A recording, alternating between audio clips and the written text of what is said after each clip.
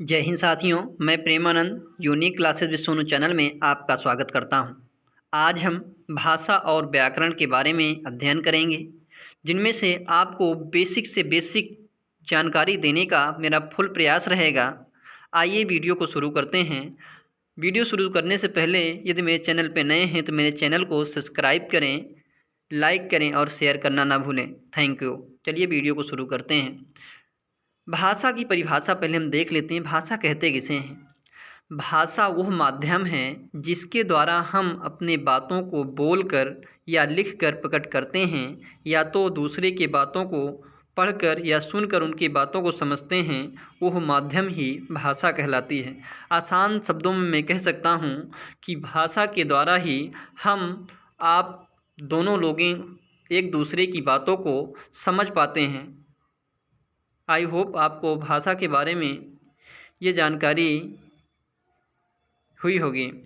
देखिए, हम भाषा को और किस रूप में प्रकट कर सकते हैं। भाषा मन के भावों को आदान प्रदान करने का एक साधन है। अर्थात हम कह सकते हैं, एक सिंपल परिभाषा है कि भाषा के द्वारा हम अपने भावों को, अपनी व्यथाओं को एक दूसरे से साझा करते हैं। जो उसमें साझा किया जाता है वही ही भाषा कहलाती है। भाषा के द्वारा ही आप एक दूसरे की बातों को समझ पाते हैं। आई होप आपको भाषा के बारे में समझ में आया होगा। आइए हम भाषा को देख लेते हैं। हमारे देश की राष्ट्रभाषा हिंदी है। भारत के ज़्यादातर प्रदेशों में हिंदी बोली जाती है, लेकिन कुछ प्रदेशों में अलग अलग भाषाएं भी बोली जाती हैं। जैसे गुजरात में गुजराती, महाराष्ट्र में मराठी, आंध्र प्रदेश में तेलुगु, तमिलनाडु में तमिल, केरल में मलयालम, उड़ीसा में उड़िया। आपने ज़्यादातर क्षेत्रों में देखा होगा कि हिंदी का महत्व बहुत ज़्यादा है भारत में, लेकिन और कुछ राज्यों में जैसे महाराष्ट्र हो गया, तमिलनाडु, केरला, यहाँ पे भाषाएं जो है बदल जाती हैं। आई होप आपको भाषा के बारे में समझ में आया होगा। अब बात करते हैं भाषा के प्रकार। भाषा मुख्य रूप से 3 प्रकार की होती है। पहले नंबर पे आती है मौखिक भाषा, दूसरे नंबर पे आती है लिखित भाषा और तीसरे नंबर पे आती है सांकेतिक भाषा। अब एक एक की हम चर्चा कर लेते हैं डिटेल से। मौखिक भाषा कहते किसे हैं? जब हम अपनी बात को बोलकर दूसरे को समझाते हैं या दूसरे की बातों को सुनकर उसकी बातों को समझते हैं, उसे मौखिक भाषा कहा जाता है। आपको ना समझ में आया हो तो फिर मैं प्रयास करता हूँ।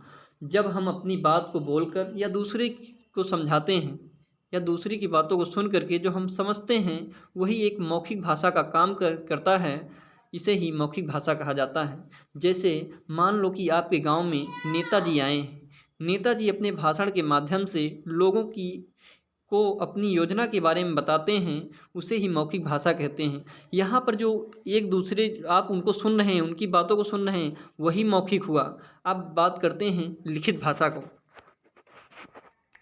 दूसरे नंबर पे आता है लिखित भाषा, जिसे हम लिखकर अपनी बातों को प्रकट करते हैं और लोग उसे पढ़कर उस बात को समझते हैं, उसे ही लिखित भाषा कहा जाता है। कहने का मतलब ये है कि लिखित भाषा उसे कहते हैं जो हम लिख करके जो है अपनी बातों को प्रकट कर देते हैं, उसे ही लिखित भाषा कहा जाता है।